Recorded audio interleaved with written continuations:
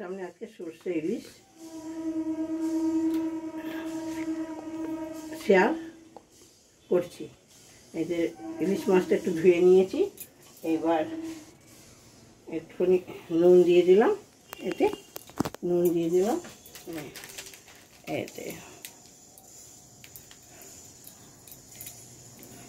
এতে পরিমাণ মতন হলুদ দিয়ে দিলাম।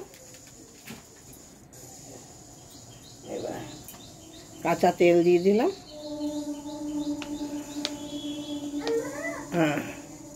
কাঁচা তেল হলুদ দিয়ে একটু মাখিয়ে নিলাম ভালো করে।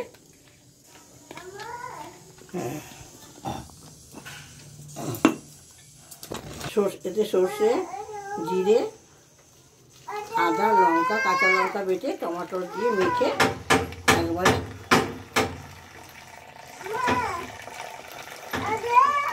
এতে দিয়ে দিলাম।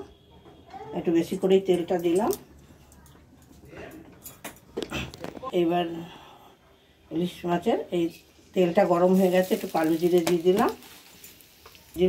এবার একটু কাঁচা টমাটো দিয়ে দিলাম, টমাটো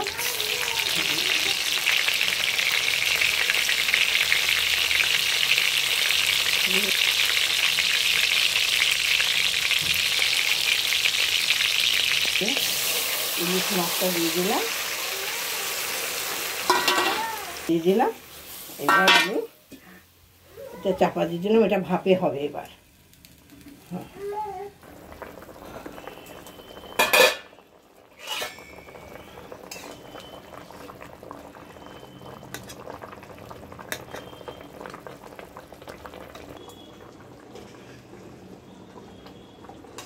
এই যে আমার ইলিশ মাছ ভাপানোটা হওয়ার মধ্যে এখন একটু ধনে পাতা দেবো, একটু কাঁচা তেল দেবো, দিয়ে নামিয়ে দেবো। আমার ইলিশ মাছের রেসিপিটা হয়ে গেল।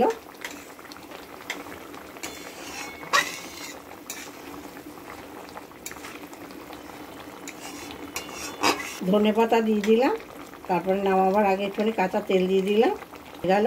এইবার আমি নামিয়ে দিচ্ছি। আমার ইলিশ মাছটা হয়ে গেল। ধনে পাতা একটু কাঁচা তেল দিয়ে দিলাম। আপনারা আমাকে একটু শেয়ার করবেন। ইলিশ মাছের ভাপা এই জিনিসটা আমার হয়ে গেল।